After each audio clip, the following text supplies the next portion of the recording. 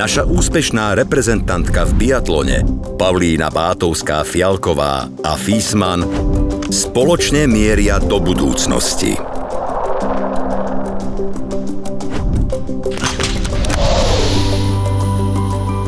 Nový štart.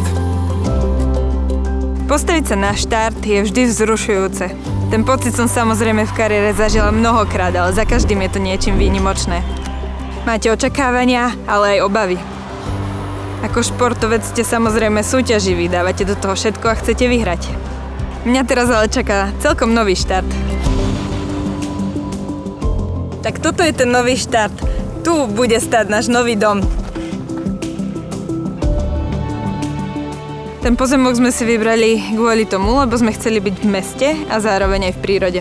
Príroda to je pre mňa môj každodenný office, moja každodenná kancelária, v ktorej som strávila celú svoju športovú kariéru, takže ja som veľmi spätá s prírodou. Rovnako pochádzam z dediny, takže príroda je mojou súčasťou a chcela som to do istej miery zachovať aj v mojom budúcom živote.